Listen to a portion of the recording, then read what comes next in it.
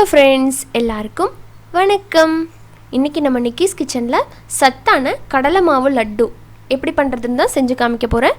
Already நம்ம சேனலில் நல்ல ஹெல்த்தியான லட்டு வெரைட்டிஸ் நிறைய அப்லோட் பண்ணியிருக்கிறேன். அதோட லிங்க் எல்லாமே டிஸ்கிரிப்ஷன் பாக்ஸில் கொடுத்துருக்கேன்.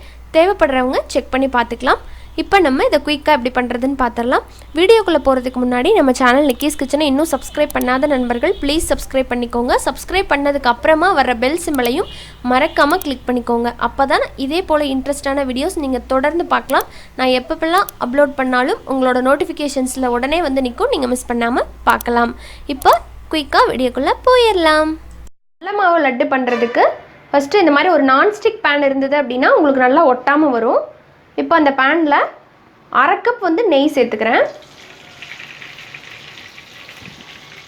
ஸோ இப்போ லைட்டாக மெல்ட் ஆனதும் இதில் நம்ம கடலை மாவு சேர்க்கலாம். 1/2 கப் நெய்க்கு 1.5 கப் கடலை மாவு சேர்த்துக்கலாம். பொட்டுக்கடலை மாவு இல்லை, கடலை மாவு. அதை சேர்த்துட்டு கிளறணும். இந்த கடலை மாவு போட்டு நம்ம இப்படி இதே மாதிரி கிளறிட்டே இருந்தோம் அப்படின்னா கொஞ்ச நேரத்தில் இது நல்லா சாஃப்டாகி நம்ம ஊற்றுற நெய்யெல்லாம் லைட்டாக வெளிவர ஆரம்பிக்கும். அந்த ஸ்டேஜ் வரைக்கும் இது நல்லா கிளறணும். ஸோ மீடியமில் வச்சு அப்படியே கிளறிட்டே இருங்க. இப்போது கரெக்டாக ஒரு 8லேருந்து 10 நிமிஷம் போல் ஆயிருக்கு.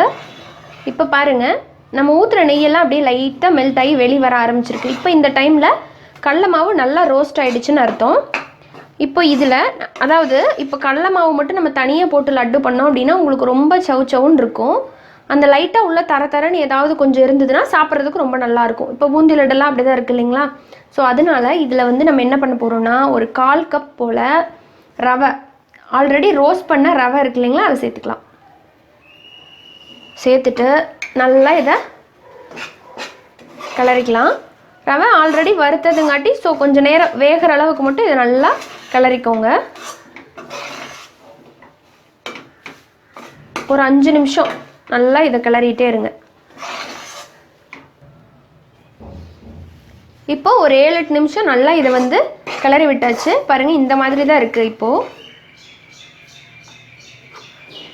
இதை வந்து நம்ம வேறு ஒரு சுவிட்ச் ஆஃப் பண்ணிவிட்டு வேறு ஒரு பிளேட்டில் போட்டு கம்ப்ளீட்டாக ஆற விட்டுறலாம். ஆறுனதுக்கப்புறமா தான் நம்ம சர்க்கரை சேர்த்தணும். இப்போவே சர்க்கரை சேர்த்தோன்னா கூழ் மாதிரி ஆகிடும். ஸோ இது ஆறுனதுக்கப்புறமா சேர்த்துக்கலாம். இப்போ நல்லா ஆறிடுச்சு. இப்போ இதில் சர்க்கரை சேர்த்துடலாம். பவுடர் பண்ண சர்க்கரையை மிக்சியில் போட்டு பவுடர் பண்ணிக்கோங்க. 3/4 கப் எடுத்திருக்கேன், அதை போட்டுடலாம். அதோட 1 டீஸ்பூன் அளவுக்கு ஏலக்காய் பொடி, நெய்யில் வறுத்த முந்திரி எல்லாத்தையுமே சேர்த்துட்டு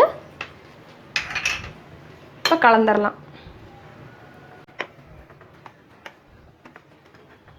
அப்புறம் சர்க்கரையெல்லாம் சேர்த்து நல்லா கலந்தாச்சு. இப்போ நம்ம உருண்டை பிடிக்க ஆரம்பிச்சிடலாம். ஸோ உங்களுக்கு கொஞ்சம் ட்ரையாக இருக்கிற மாதிரி இருந்ததுன்னா கொஞ்சமாக நெய் சேர்த்துக்கோங்க. கரெக்டாக இருந்ததுன்னா விட்டுருங்க. ரொம்ப ட்ரையாக இருக்கிற மாதிரி இருந்தால் நெய் சேர்த்து உருண்டை பிடிச்சிக்கோங்க. இப்போ உங்களுக்கு தேவையான அளவுக்கு எந்த சைஸில் வேணுமோ அந்த சைஸில் அளவான உருண்டையாக பிடிச்சிக்கோங்க.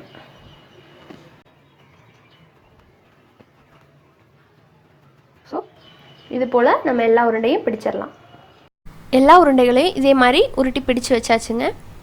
ஜஸ்ட்டு கார்னிஷ் பண்ணுறதுக்காக கொஞ்சமாக பிஸ்தா பருப்பு மேலே போட்டிருக்கேன். அவ்வளோதான், நம்மளோட டேஸ்டான அண்ட் ஹெல்த்தியான கடலை மாவு லட்டு இப்போ ரெடி. இப்போ பாருங்கள், நான் வந்து அதை உடைச்சி காமிக்கிறேன்.